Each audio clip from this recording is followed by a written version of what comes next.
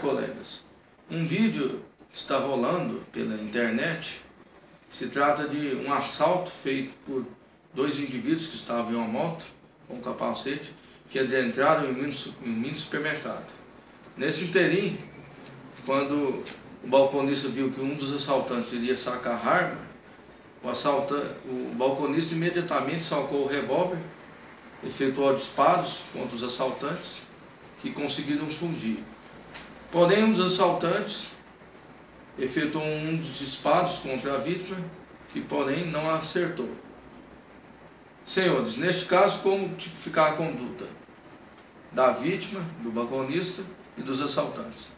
A vítima agiu amparada pelo excludente de licitude, previsto no artigo 23 e artigo 25, ambos do Código Penal.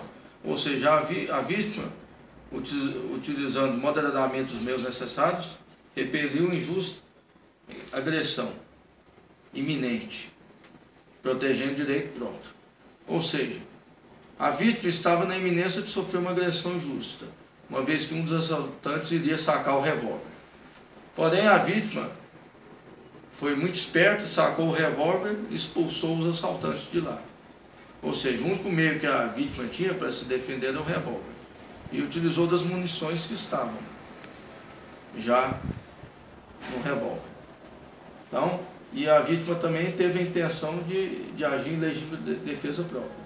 Portanto, a vítima, o balconista, encontra-se amparado pelo excludente de licitude, ou seja, legítima defesa.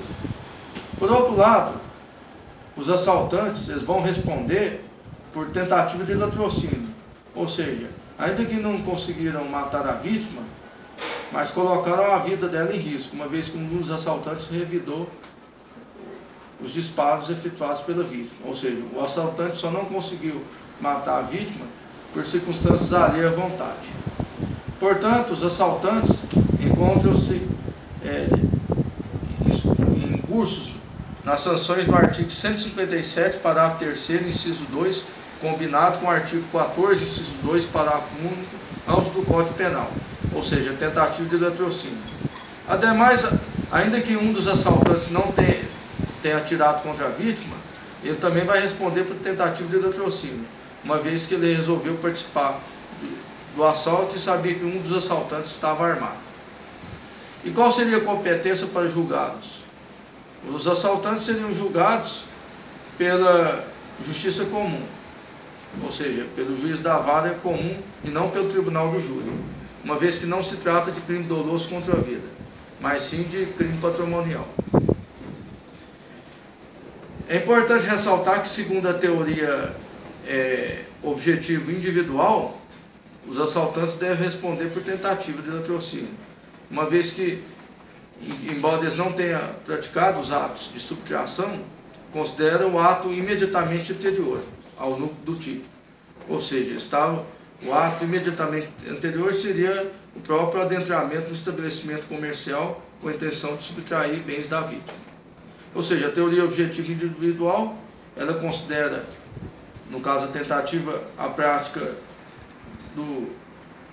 ou seja, o momento imediatamente anterior à prática do último ato de execução do tipo, que é subtrair, levando-se em conta o plano concreto do autor, dos autores, que era subtrair o estabelecimento comercial.